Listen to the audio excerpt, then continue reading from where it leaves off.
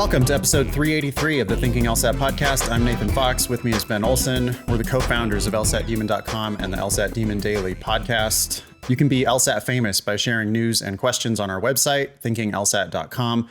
The show is going to air on Monday, January 2nd. First thing we have here is it's an email from Abe. Okay. The subject line is 3+3 programs and their practicality. Okay. I don't know what that means. Hi, Ben and Nathan. I am a second-year undergraduate student with the anticipated plan of attending law school through the 3+3 program offered by my university. I recently fell in love with the show because of the incredible advice you give to prospective law students, which has brought about questions of my own I'd love for you to discuss on a future episode! ! First, what are your thoughts on 3+3 programs? I don't know what that is. Do you know what that is? So, yeah, 3-year undergrad and a 3-year JD at the same school. Oh, okay. Interesting. To someone who is certain that they want to go to law school, it seems like a no-brainer. However, do you think there is a benefit to completing a 4-year undergrad degree? In my case, a minimum LSAT of 156, median of the incoming JD class, is required by December 2023. I diagnosed at 147, and I hope to see a 156 practice test by the end of January so I can spend February and April aiming for consistency, perhaps even 160, so I can test confidently in June and have the rest of the summer to improve if needed. Do you believe this goal is reaching, and can the LSAT pressure for a 3+3 students be detrimental? My gut reaction is this is not great. This is a way to pull you away from better opportunities. Yeah. But 100% agree with you, Ben. These programs are much better for the schools than they are for the students. Because if they get you roped into this 3+3 program in your freshman year of college, then it's like you're just going to be paying them for 6 years worth of education.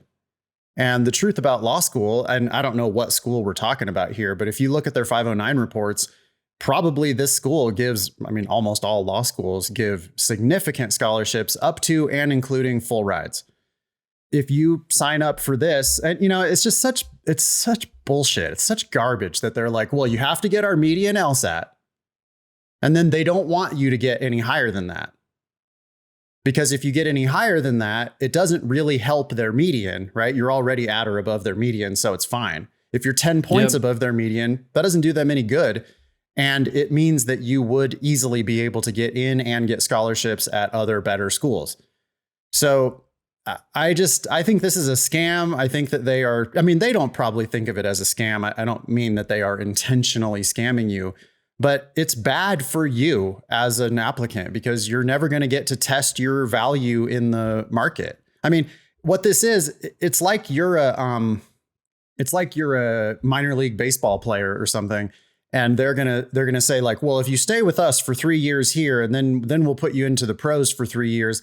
But the trick is that they're going to pay you like the minimum possible salary, or in law school context, you're actually going to be paying them like the maximum possible. And the reality is, if you get their median, they're probably going to give you a scholarship to go to their school if you don't apply through this 3+3 program. Yeah. I mean, I don't know what, maybe different schools might have different policies.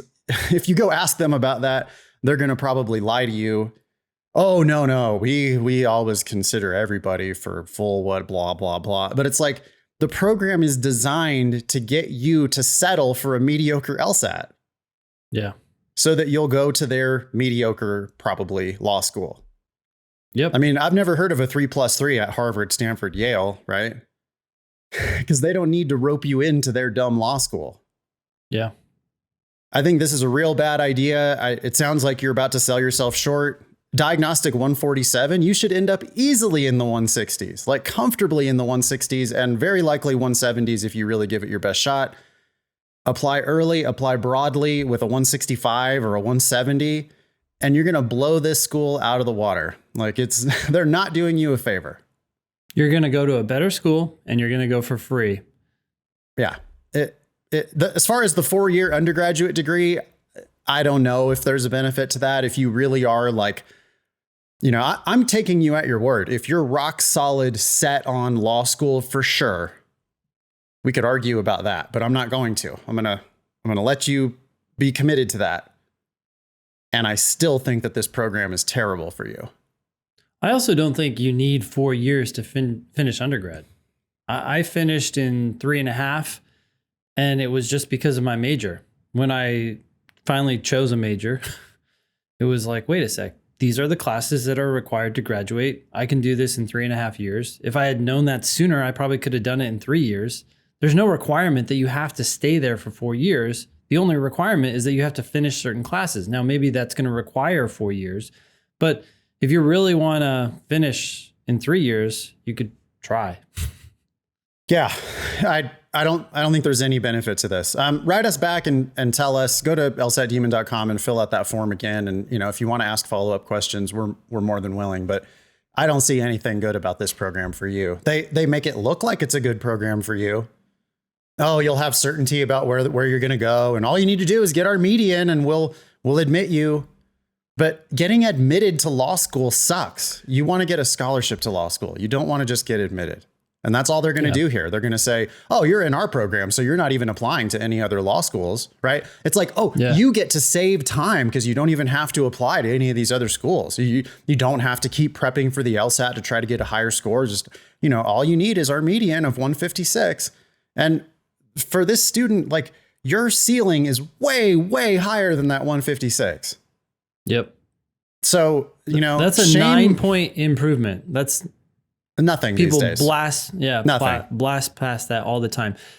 You have to look at this from the school's perspective. I think that I don't think they're trying to be nefarious or anything bad, but they're a business and they have you for 4 years right now, and they're looking at ways to get you for 6.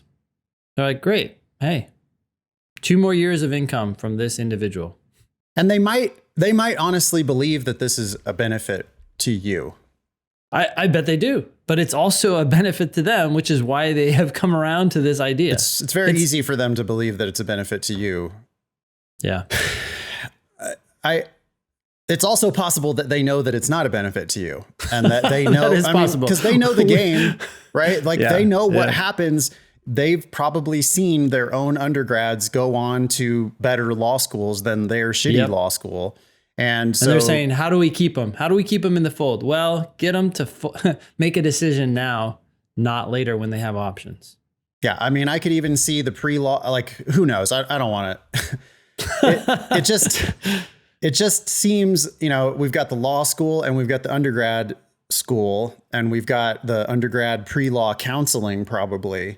But I can see the law schools coming to the undergrad pre-law counselors and just like, I'm not saying cut a deal, but like, hey, it'd be really good for our law school if we could just, direct people into this 3+3 program. Isn't this great? And the truth is your pre-law counselor knows way less about law school admissions than we do anyway. Like we constantly hear terrible advice coming out of undergrad pre-law advising. Like these people are just not, they probably have 8 other things that they also advise on. And that just means that they're not an expert in any of them. And they don't know how this game is actually played. So let's give them the benefit of the doubt and assume that they actually think that this is good for you. But regardless, right? Their intentions don't matter. At the end of the day, it's not good for you. So don't do it. Yeah. Okay. Next item.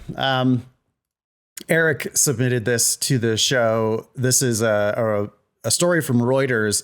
Headline says, ABA flunks law schools in DC, Florida, and Vermont over bar exam pass rates. Did you hear about this since one of them is in DC? University of the District of Columbia, David A. Clark School of Law. Wow, that's interesting. I mean, there are a lot of law schools around here, so if we lose one, it's not a big loss, I think. But I'm curious, what do they mean by flunk? They're on probation now, or they have to get in line? Oh, I'm sure this headline does not indicate like the truth of the. There's no way. It's like clickbait, right? Yeah. The ABA found 3 law schools out of compliance with its bar pass rate minimum, The schools say they have seen recent improvements in their pass rates. Yeah, of course they have, except for they're below the ABA minimum. It looks like ABA requires 75% of a school's graduates to pass the bar within 2 years. These schools are going to remain accredited. Oh, by the way, they are Vermont Law, Ave Maria School of Law, and the DC one. I guess Ave Maria is in Florida. Okay.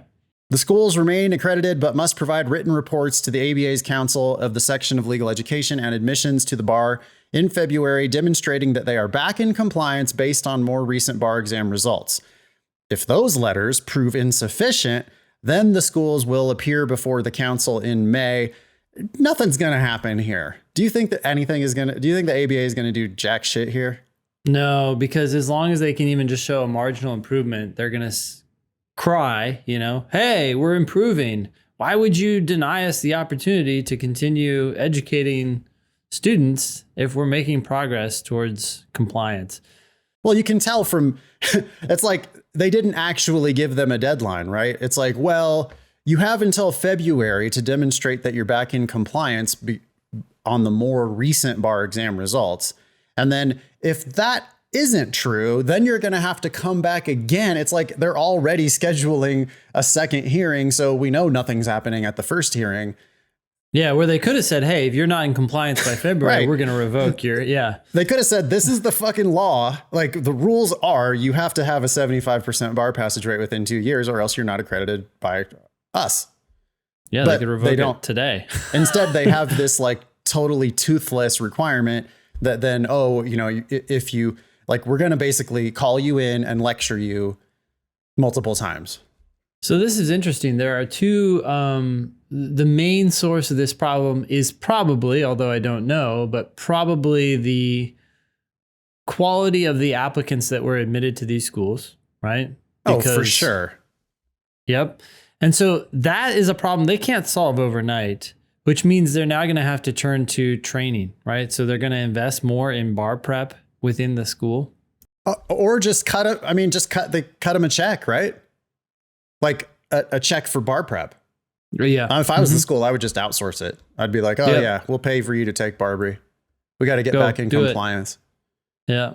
Otherwise, we're going to be out of business. So we made a mistake admitting you because you're not a good candidate and you are going to struggle mightily with the bar.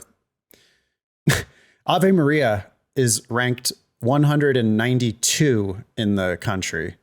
Wow. There's one ranked school that's lower, which is, I guess it's it's a tie. All the ones that are at the very bottom are tied. Well, let's just look at Ave Maria's 509. Yeah. Want to take a guess at the 50th percentile LSAT? Ooh, 147? The number we just read for the diagnostic score? 151. 151. Okay, interesting. 151. But I mean, their 25th percentile is only 148, and their GPAs are terrible. 50th percentile GPA is 3.17. 25th percentile is 2.84. I mean, look, people hate me anyway, so I'm going to go ahead and say it. Ave Maria is admitting people who are bad at school, as documented by their GPAs, and also bad at the LSAT, as documented by their LSAT scores. Yep. And if you're going to admit people who are bad at school and bad at the LSAT, then guess what? They're going to have a hard time when they have to take a bar exam. Yep. So the only solution, right? The only real fix. It's not like Ave Maria is not doing a good job of educating its students or whatever. It's that they're doing a bad job of selecting students in the first place, but that's because those are the only people who would ever go to that school. Well, it's the kind of school that probably shouldn't exist. And it's interesting that isn't that the point of this bar passage requirement? Yet the ABA really isn't using it. No, well, we've known this for years, right? We talked about this on previous episodes of the show. The last law school, one of the big significant law schools to go out of business was Charlotte, right? And the reason why Charlotte went out of business is because the U.S. Department of Education stopped guaranteeing the loans. It's like what was the reason for that? Why did they decide to stop guaranteeing the loans? Because too many loans were not being repaid from those students? I thought so. Yeah. I mean, and it could have Yeah. been that they weren't passing the bar and weren't becoming attorneys and were never able to Yeah. repay their loans. But I think the point was like, look, you guys are miles out of compliance here with like, you're not turning out actual lawyers. And so we can't guarantee these loans anymore. And that school immediately went out of business as soon as they couldn't get the sweet federal loan money. Yeah, which is just the only way that most people are paying for law school. It's sad. Yeah. Wow. The Department of Education, I mean, I remember us talking about that, but they really need to exercise that muscle more. Not just in law school, but all over the place. Just take a look at repayment rates and say, hey, look, you're not repaying. That's a sign that the market has indicated to us in some way, shape, or form that your services aren't valuable, right? They're not producing the outcomes that should generally be produced. Oh, you can't loan anybody money to go to Ave Maria. I mean, Ave Maria is giving more than full tuition scholarships to 21% of the class. That's the only reason why they have, that 151 median LSAT. Yeah. They're paying them to come. Yeah. Come, please. And without, and so those people are going for free. And then you take the rest of the class and they're like, 140 something LSAT, 2 something GPA, and they're paying all the money. And the only people who are like passing the bar, I mean, I'm painting with a very broad brush. I realize that there are exceptions. I don't actually mean the only people who are passing the bar, but the majority of the people who are passing the bar are the ones who are like getting those scholarships in the first place. So it's just a terrible, terrible investment. Like, I agree with you, Ben. I don't think any of these schools need to exist. We would do just fine with 150 law schools in the country instead of. Yeah. Okay. Thanks, Eric, for submitting that. You want to read this support question from Nate? Yeah. I foolishly took the August 2022 LSAT, basically cold, and bombed it. 143. I recently found LSAT demon and have just started actually studying. I'm already registered for the January LSAT, but I want to do it the right way this time. Would it look bad if I withdrew from the January test? No. No one would even know. As long as you withdraw, it does not show up on your record at all. But even if it did, no one would care. And even if it did, no one would care. They also don't care about your bomb 143. That's actually a fine diagnostic. That's a solid diagnostic. From there, I think we can get you into the 160s and it'll be like the whole thing never happened. But yeah, you need to withdraw from the January test. At this point, you're not getting your money back, I don't think. But it's way better than wasting another attempt at the test and putting another bad or mediocre score on your record. Nate, you definitely just need to withdraw. Yep. All right. Abby says, Ben and Nathan said on the podcast that you can take a practice test score by adding your score on 3 different sections because that's not much different than doing a full test sitting at once.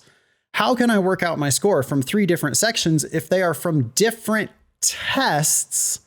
And have different number of questions. And then she asks a couple questions that are not going to be relevant here. Ben, you want to explain what we do when we combine test sections together? Yeah. So if you take 3 individual sections from test 88, in other words, from the same test, you can then combine those 3 sections together by clicking on the 3 dots to the right of any one of those sections and say, hey, I want to merge these sections into one test. And then it will move over into your practice test history and become a full test as if you had done it sitting all at once, right? So you have to pull 3 sections from the same test. And by the way, you need a game section, you need a reading comp section, and you need an LR section. You can't do 2 LR sections and a reading comp section or 2 LR sections and a game section. So, but if you do that, if you do 3 individual tests or sections from the same test, then you can merge them together and get a score. Yeah. And if you're not a Demon subscriber, if you're just doing practice tests on paper or on Law Hub or whatever, if you want to do all of the 3 scored sections from a practice test in 3 separate sittings, that's totally fine. As long as they're all coming from the same test, you just then calculate your score as normal. We don't have any way of combining different sections from different tests. And I don't see why we would really want to do that. Nope. Also, if you're not in the Demon, you can still use lsatdemon.com/converter to take any of these old tests and put in your section scores and get what you would score on the modern test as opposed to the old scaling system, which gave more weight to logical reasoning. Neat. I don't think I've ever seen that before. lsatdemon.com/converter. Yep. Wow.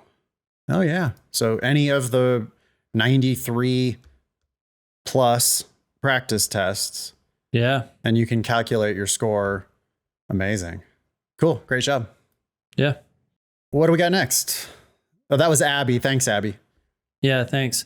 This is anonymous. The subject is advice. I'm planning on taking the January LSAT. As it stands, I'm not super confident that my score will be where I want it to be, at least a 170, meaning I'd have to retake it. The plan is to don't take January. Yeah. Okay. I mean, stop don't there. take tests when you're not ready to take tests. If you're not confident that you're going to score what you need to score, then just don't take it. You can keep taking practice tests. There's no reason to take official tests if you're not feeling confident about taking that test. Amen. Okay. The plan is to apply with the score I have by February. Oof, that's a bad idea too. And see where I get in. Yeah. Don't do that. You're applying late. You're taking a test that you're not ready to take, and then you're applying late in the cycle. You're just setting yourself up for poorer results. The issue is, according to Anonymous, I know that my chances are probably better if I wait to apply and retake the LSAT to see if I can get a better score. Well, I'm glad you know that, but you don't know it enough. I'm also graduating a year early, so not sure if that affects my chances at all. It doesn't. My backup plan is that if I don't like my January score, I'll retake the LSAT, work for a little bit, and apply next October, November. Do you think it's a good idea to still apply in February just to see where I get in and decide from there? No. Nope. It's a bad idea. It's going to set you up for making bad decisions. You're basically just tempting yourself to take subpar offers, and you're wasting your time when your time should be 100% focused on your grades and your LSAT. Yeah. Don't set yourself up to make bad decisions. Yep. Like, don't drive yourself to the bar. You know? It's like, you don't want to get a DUI. I'll just see what they got. I'll just see. Yeah. I mean, you don't want to get a DUI? Okay, take an Uber there. Then you don't have any choice, right?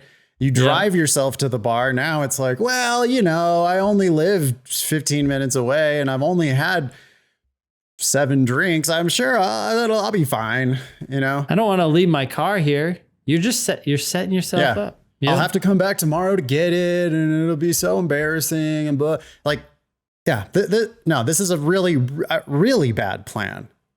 By the way, don't apply next October or November. Apply next August or September. I think you should. Yeah. I think you should withdraw from January if you're not confident. You should retake practice tests until you're solidly in the 170s. If you want to take it in February, fine, but you also need to plan on taking it multiple times. I mean, you're only giving yourself 1 or 2 shots at it here, which is terrible. Like when you get to your last bullet, it's real easy to be stressed. And I mean, you're trying to force it in, right? You're going, oh, I'll take the January test, and I don't think I'm really ready, but if I, maybe I'll do better than I think, and then I can apply right away. Well, you're putting so much pressure on that January test. Then you're going to do the same thing on your retake in February. You're going to put way too much pressure on it. And then all that is so that best case, you can put in an application way, way late in the cycle. I mean, people are already admitted. Just to look and see what you would get. Why? We've seen the first round of applications almost everywhere. We've been looking at scholarship offers since literally September. We saw scholarship offers at some schools. And so what are you doing? Like you're lining up to try to pay tuition for those people who already have scholarships. I think this is a terrible idea. Nathan, are you familiar with the outlet issues that people used to have, right? The outlet prongs were the same size. So sometimes people would put them in backwards. And that's why they made one of them on one side. Yeah, fatter? Originally they had instructions and they were telling people like, this is how you need to plug it in. Make sure this is facing up Oh, Jesus. or whatever. Okay. And then some, I think it was a Japanese company said, wait a sec, let's make it impossible for them to fail. Sure. Right? You can't make a mistake now. It doesn't, no matter how hard you try, you Sure. can't get the plug in the wrong way. I feel like not applying is making sure you don't fail. Yeah. Yeah, I like that. Yeah, you're about to just like, I mean, you're not even putting an outlet in this. You're like sticking a fork in the socket with with this plan. Like, let's see what happens. I mean, I'm curious. I haven't seen that before. So The thing is, we have seen it before and it's not pretty. Yeah. So just, go ahead and withdraw from January. Create a more civilized plan for yourself. Don't take the LSAT officially until you're pretty confident that you're going to score in the 170s.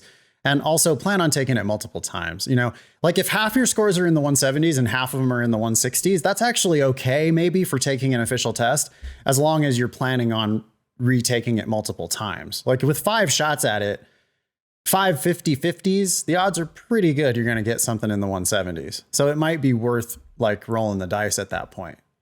Or it might not. I mean, it is possible to flip tails 5 times in a row. yeah. So you have to decide how much risk you're willing to take. But wasting attempts when you're not ready and forcing an application when you're way late in the cycle, like you're way going in the wrong direction here. So I hope you just withdraw from January and start over. All right. Alex says, hello, on harder, identify the conclusion questions. Is there an implied conclusion that is not explicitly stated, parens, but made explicit as an answer choice? Also, is there a difference between terms evidence and premise on the LSAT? Okay, so 2 questions. Why don't you take both of them? Okay, yeah. So on some, it doesn't have to be the harder ones, just on some conclusion questions, yes, the correct answer is actually a conclusion that the argument was structured to reach. I'll give never an example. Actually reach. Yeah, go for it. Something real simple, okay? Like if it's a blizzard, you're not going outside. Like if it's a blizzard where you live, you're not going outside. Nathan lives somewhere where it's a blizzard outside right now. Yep. Yeah. So those 2 facts, premises, evidence together strongly lead to this idea that Nathan is not going to go outside, but you never said that. No. So the question would say something like the passage or the argument is structured to lead to which one of the following conclusions. Yep. Now, I want to clarify something here, though, and that is that in a lot of conclusions, they just ask you, what is the main conclusion of the argument? And in that case, you don't want to be picking answers that are beyond what was said. You're just going to find the explicitly stated main conclusion and pick that, right? Some of the tempting wrong answers are where you might go next, but that's not what was explicitly stated in the argument as the main conclusion. And in that case, you need to pick that. So my point here is that... Let me say that another way too. Yeah. If they explicitly stated a main conclusion, then that's the answer.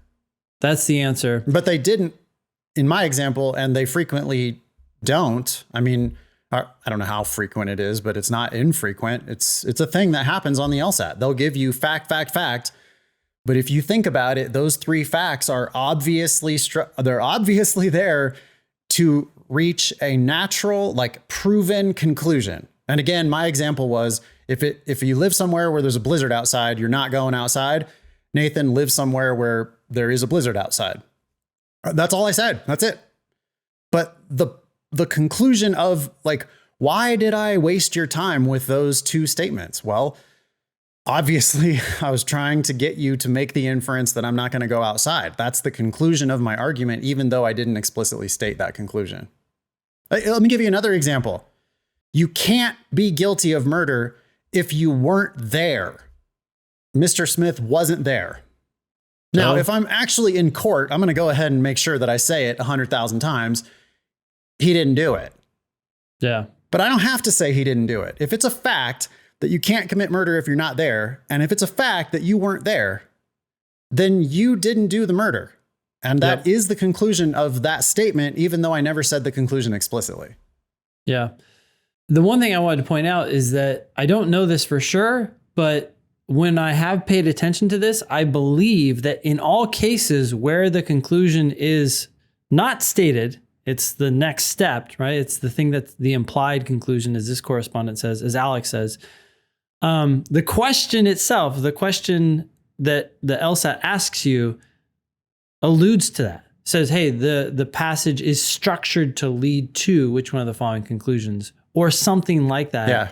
As opposed to just asking what the main point is. And therefore, sometimes people say, hey, wait a sec, this isn't a main point question. This is actually a supported question, which I'm totally fine with. The bottom line is that, yes, this does happen, but I think you're also going to get a hint from the But please don't question make itself. too much of that. They could change that at any time.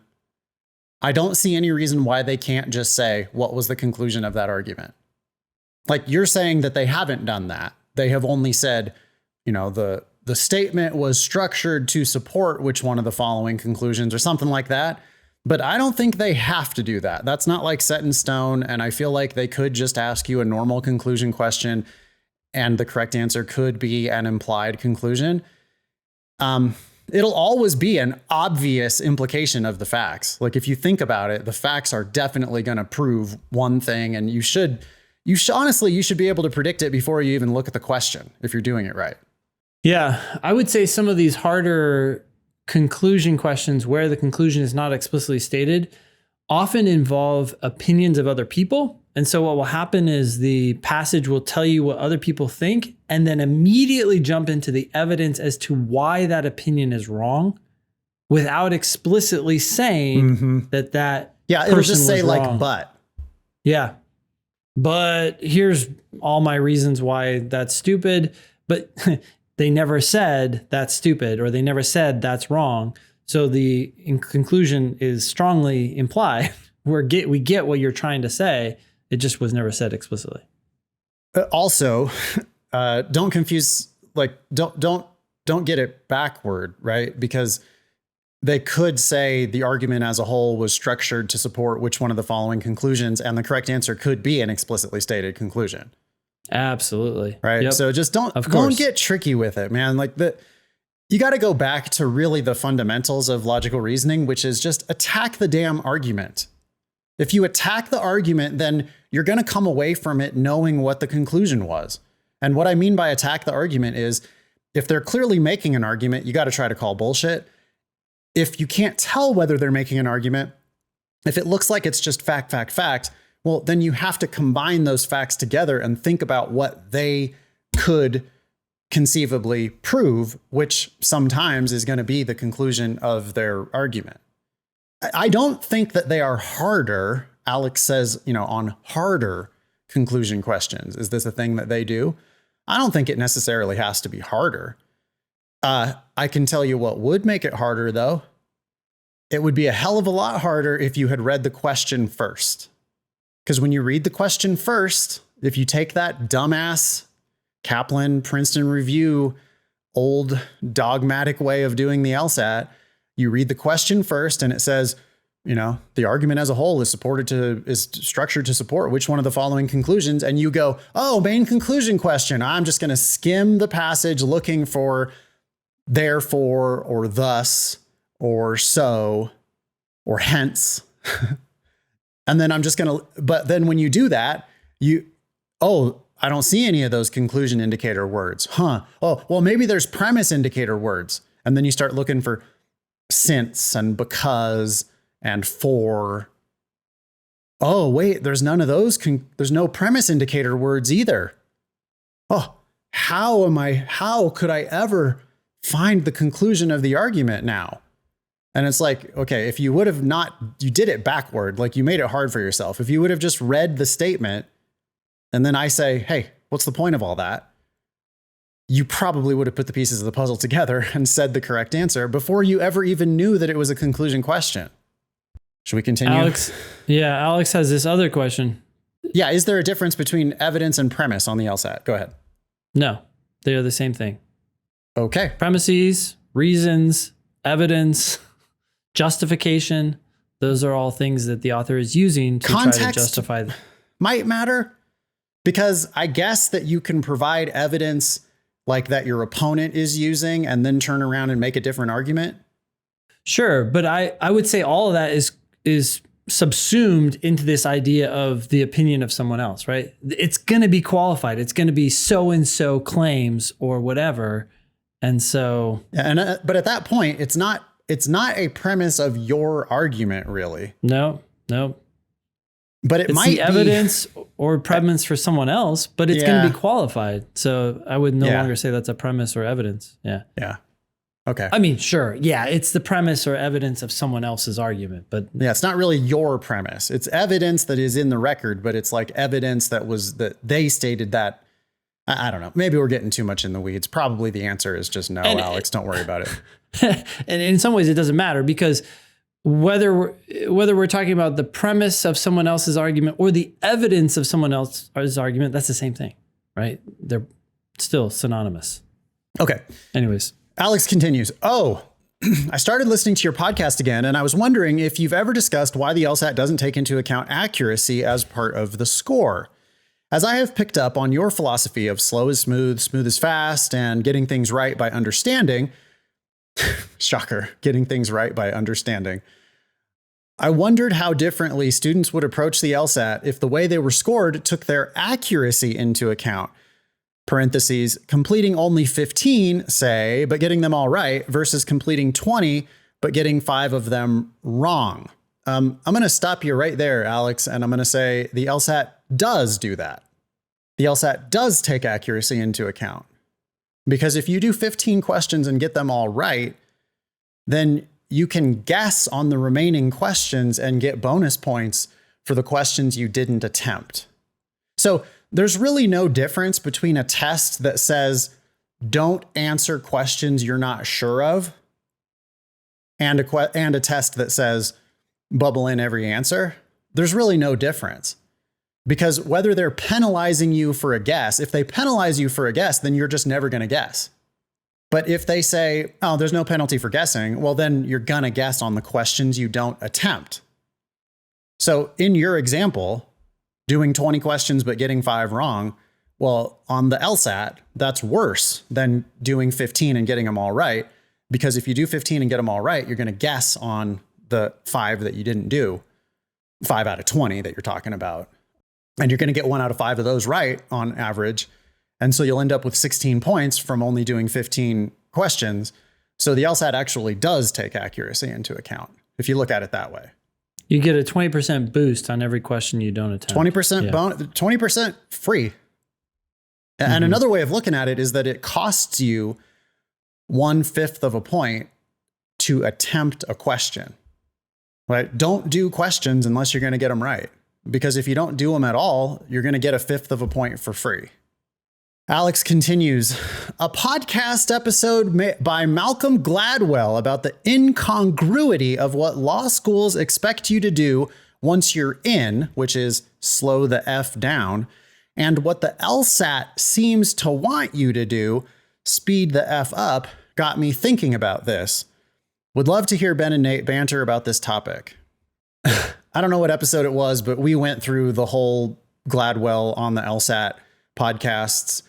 I hate to break it to you, but Gladwell got it 100% wrong about the LSAT. Gladwell doesn't understand the LSAT. Gladwell made up his mind in advance, and then he went out and produced a garbage podcast episode in which he just stated everything 100% wrong. They're not trying to get you to speed up. If they were trying to get you to speed up, then our method wouldn't work. But our method works better than any other method, which is slow down, understand what you're reading, get the questions right. If you don't finish all of them, you just guess. And Gladwell never even he just assumed he just assumed that you have to do all 25 questions in a section, which is wrong. and he didn't ask us. And he didn't ask anybody credible. He asked 2 old dudes who don't even do LSAT anymore because they were local to him in New York City, apparently. Yeah. Like Gladwell was forever ruined for me when I listened to that podcast episode. We've talked about this. Maybe somebody else, maybe a listener could chime in on Gladwell. I've said this a million times, but domain experts hate Gladwell because you're an expert in the domain, and then Gladwell comes in and says a whole bunch of wrong shit about your domain. And you're like, what? Wait, what? And he's like famous. So he gets a whole bunch of, everybody now gets all these wrong ideas from Gladwell. Well, you don't know that until Gladwell covers your domain. So I was like a big Gladwell fan. Yeah. Until he did. I was like, oh shit. Yeah. Gladwell's doing the LSAT. And then it's like, he couldn't have gotten it more wrong. I mean, he got it wrong in every possible way. Yeah. It was weird. Very strange. You don't have time to actually comprehend the passages on reading comprehension. Huh. That's funny. Okay. Well, what's the plan then? Did you talk to anybody who scored high and every single person who works for us got all of them right, basically, on reading comp. And they didn't do that by luck or by racing. They did that by reading it and understanding it. And when you read it and understand it, then the questions are easy. Anyway, you can't, sorry, but Gladwell he's done for me. I can't, how could I ever trust him? No, being an expert in one area, and then I see how terrible of a job he did. No. Yeah. All right. You want to read this one from Anonymous? Yeah. The subject is LSAC Plus.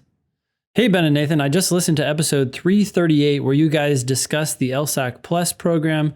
I attended a program last summer at Alabama Law called Summer Scholars, previously called Plus. There was an application process that involved disclosing your GPA and writing short essays. I was initially waitlisted before being admitted. Oh, so you have to apply. I kind of forgot about that. You do not have to be a URM, but it is targeted toward those demographics. Overall, it was a great experience that was directed by law professors who seemed like they cared about the mission of the program. During the program, I was able to take my first LSAT diagnostic and had tutoring sessions with test masters. Oh, so test masters is involved in this program? There were more than 60 speakers over 4 weeks. Some were alumni and a few were lawyers with historical contributions. For example, UW Clemon. We took trips. Who is UW Clemon? It looks like you have a note here. Yeah, I looked it up. He's an Alabama attorney in private practice and a former United States district judge. He was among the first 10 African-American lawyers admitted to the Alabama bar. Did he go to Alabama Law School?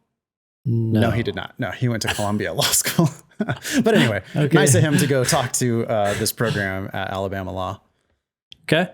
We took trips to law firms, federal courthouses, and were able to meet federal judges and judicial clerks. We also took brief intros to different law areas.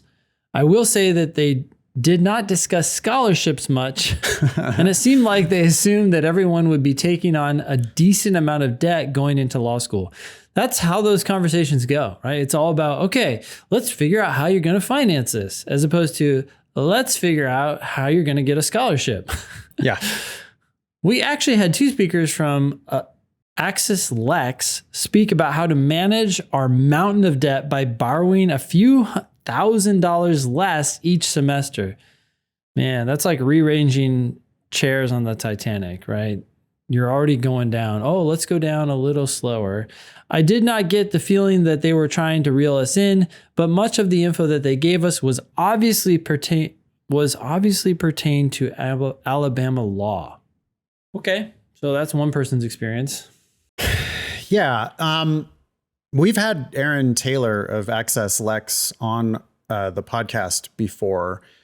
You could just Google Access Lex Thinking LSAT and you'll find those episodes. 257 for sure. We had Aaron Taylor on. We had another guy on too. Remember that guy? Yeah, and he was talking about how to save dollars here and there. And Anonymous does bring that up. Yeah. Like literally not even like tens of dollars. Yeah, that's my impression too of Access Likes. I remember them talking about, they didn't literally talk about recycling cans, did they? I want to say that was like in the slideshow that they had. I kind of remember that. Yeah, I remember that discussion. And I remember our discussion with that other guy, and people wrote in afterwards and like, what was the takeaway from that? That you seemed to be arguing with him about whether or not you should be taking on debt, and we didn't know who to listen to. And no, he didn't seem to disagree, actually. Like once we started talking to him about how scary that amount of debt was, and we talked, because remember we were talking about like the possibility of repaying your loans. Oh yeah, he was like, you could get these things forgiven after 20 years as long as you stay up on them or something. Yeah, he was essentially like going through all the ways that you could possibly get yourself out of this mountain of debt. And yeah, a big part of their whole presentation was, well, you can turn down some of your loans. And it's like, yeah, okay, great. So I'm going to eat Top Ramen for 3 years because I'm going to turn down, a few $1,000s worth of like, I could have actually bought produce for myself, but instead I'm just going to, I want to, and it's like, yeah, that is totally deck chairs on the Titanic, because a few $1,000s while you're borrowing a few $100,000, it's just like, doesn't do anything. I mean, it's not even the interest that you will accrue in a couple months of, it's nothing. It's nothing. It's like, it's totally stupid. And so it's like, I hate it because it's giving people the illusion that this is okay. It's a bunch of like fancy suited up people talking to, like they're sort of quasi governmental, and they're like telling you that it's okay to do this. But yeah, essentially it's just, it's shilling for the law schools. It's like a way of helping kids think it's okay to borrow this amount of money, which it's just not. Yeah. Anonymous didn't get the feeling that they were trying to reel them in, but that is exactly what they were doing, was trying to reel you in. I mean, there's no doubt that that's what these programs are for. And hey, they're diversity oriented. That's fantastic. I'm not saying that's wrong, but you got to start giving these people scholarships. You can't just be bringing them in on diversity grounds and then charging them the maximum. Yeah. While giving like more affluent, whiter kids scholarship money. Yep. Which is what happens at pretty much every law school. I guess not at Harvard, Stanford, Yale, right? They've started to go need only scholarships. Yep. Not that these schools are doing that intentionally, but that's the result of a system in which they reward high scores and high GPAs. Okay. We have another one here from Anonymous about conditional scholarships. One college I was looking at seems to require a 2.9 GPA to retain the scholarship. But when I look at their grading standards, they appear to curve 1L grades to a 2.9 median. 2.8. Sorry, 2.8 median. Also, in looking at their 509 report for 2022, 45 out of 112 students had their scholarships reduced or eliminated last year. Is the curving of the grades to be below the requirements to maintain the scholarship typical of schools that offer conditional scholarships? Also, would it be possible to get an icon/asterisk on the scholarship estimator, which indicates that a law school gives or recently has given conditional scholarships to warn us? That's a good suggestion. I like that idea a lot. Yeah. Finally, now that the new 509s are out, has the underlying data in the estimator, has the underlying data the estimator uses been updated to reflect the new numbers? I know that that's a work in progress. Has that actually happened yet for 2022? I don't think it's actually been deployed. Brittany is working on that, and it will be up soon. Yeah, it involves getting it involves a developer, right? Somebody has to write a script to go scrape all that and update it. Yes, we have to get all the PDFs in there, and then we have to. Yep. Yeah. But so there's some work we're working through it. Yeah, yeah. Okay, sure enough. By the way, I mean, kudos to Anonymous, whoever this is, because you're a savvy consumer, and as you can tell from many of the emails we read on this show, the majority of law school applicants are completely naive consumers. I mean, they have no idea what they're getting themselves into. And you're just, hey, you're citing the 509s at us. So you understand exactly what you're talking about. At Chapman, which by the way is in Orange, California, and is a okay regional law school, right? Mediocre law school. Way better though than those schools we were talking about earlier in the show, at least as indicated by their 509. I mean, this 509 is 161 median LSAT, 3.63 median GPA. What, Ave Maria was like 10 points lower on LSAT and a full point lower on GPA or something like that. I mean, just like garbage. Yeah. So this school is, they, at least on those numbers, they look a little bit more credible. And yeah, they are absolutely doing it. Oh yeah. And those are 1L numbers. Mm-hmm. And then, okay, 1L tuition, $59,500. Grants and scholarships, 31% half to full, 13% more than full.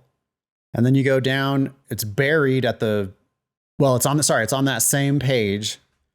Yeah. And they've been doing it every year. So there's no doubt that Chapman is doing this on purpose. I mean, they, in 2020, they admitted 120 with conditional scholarships and then reduced or eliminated 49 of those, almost half. In 2020, 2021, they entered 112 conditional scholarships, reduced or eliminated 47. 21, 22, 112 conditional scholarships, reduced or eliminated 45. So yeah, they are pretty consistently reducing or eliminating 40%, 35%, 40% of these conditional scholarships. And I don't know if they curve their grades so that they can take away scholarships, or if they set the scholarship requirement above the median of the grade curve so that they can eliminate scholarships. But yeah, those two things working together, I mean, it's a systematic elimination of these conditional scholarships. And they'll tell you that, they're going to tell you when they give you the scholarship offer, they're going to tell you whether it can be reduced or eliminated. Mm-hmm. There's nothing wrong with applying to schools like this. Just make sure you know what you're signing up for when you sign. My strategy for dealing with this is you just withdraw. If they cancel your scholarship, then you cancel them and you just withdraw from law school. Like if you go to Chapman and you can't get grades above the median, you're really not that likely to be a successful lawyer anyway. Because if you were admitted on the basis of a full ride scholarship, that means you were near the top of the class, and yet you're not succeeding at maintaining anywhere close to that sort of GPA. So maybe that's a good sign that. Well, and if you don't get good grades at Chapman, God, I mean, like, what law firm is going to be interested in you if you're at a bad school with bad grades? Mm-hmm. So, I think it's a totally reasonable strategy. Go to Chapman. If you keep your scholarship, you keep your scholarship. And if you don't keep your scholarship, you just go, okay, I failed fast.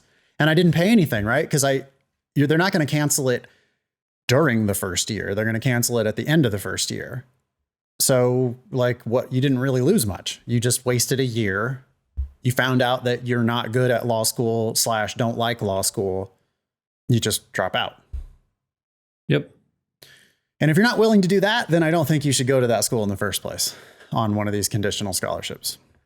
You should be careful though, because we don't want to run into the same trap that we were talking about earlier in the show, right? Where you're setting yourself up to be tempted to now, I'm going to do my second year and pay, right? So conditional scholarships definitely need to require a second look.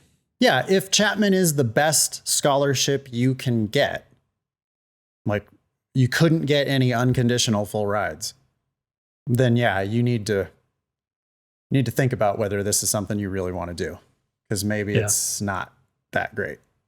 Yeah. I was just thinking about this a little bit more. We actually know the number of students that saw reduced or eliminated, right? So Yeah. you can, in some ways, you can put a value on that. So for example, if the estimated scholarship is 50 grand, right? But a third of students lose it, isn't it going to be marked down? 40% of students lose it, actually. Yeah. 45 out of 112 is 40.2%. So say 40% lose it. So yeah, an economist would absolutely discount that scholarship by 40%. The economist would say, no, actually, if you're going to stick it out for all 3 years, then actually, yeah, your scholarship is only worth what they said it was worth times 60%. Mm-hmm. The problem is with that analysis that you have the option to quit. So as long as you have the option to quit, then I think an economist is going to have to put a value on that option to quit, right? If you go into it with the right strategy of, well, I'll just drop out, then there's not really discounting there. But it reflects the fact that you're not getting the full thing, right? Well, you're And so actually going to maybe- get nothing. True. You're actually going to get nothing. Yeah. Because like the scholarship for your first year is worth 0 if you don't graduate. If you don't finish. True. Yeah. So I guess it is a straight 40%. I think that's right. Whatever you decide to do, the discount at least gives it more feeling than simply an asterisk, right? It's like, well, here's what the likely value is here. It says it's a full ride, but maybe it's actually only half. For simplicity, for the estimator purposes, I think I like the asterisk idea. Like it could just be an asterisk that links to a little explainer. Because it is, we're estimating full, but it's almost like the asterisk should include, hey, this warning and this discounted value. Like, think about this. It's probably more like this. Where do you think we should draw the line? Because if a school, if it's like 10% reduced or eliminated, not that big of a deal. But I guess we just still put the asterisk. You just discount it less. So if they do any conditional, if they reduce or eliminate any scholarships, we give them the asterisk and then a little explainer at the bottom or something. Explainer or with the pop-up discounted explainer. Yeah, exactly. Hover explainer. Okay, yeah, I love that. Cool. That's it for content for today. Come to our free classes though. Saturday, January 7th, we're doing a full-length proctored practice test with an experimental section. You should definitely sign up for that for free.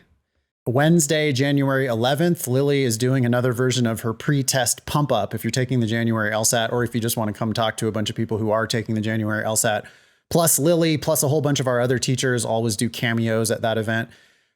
Should be really great if you want to get some last minute motivation for the test. That's Wednesday, January 11th. I'm doing a free class on last minute LSAT tips on Thursday, January 12th. So if you are scheduled to take this January LSAT, we got a bunch of last minute stuff for you to come to. That's it. Be LSAT famous. Ask us questions or share news with us at thinkinglsat.com. If you have questions about the LSAT Demon, you can email help@lsatdemon.com. Please do check out our other podcast, LSAT Demon Daily. It's 5 days a week, all kinds of good stuff over there.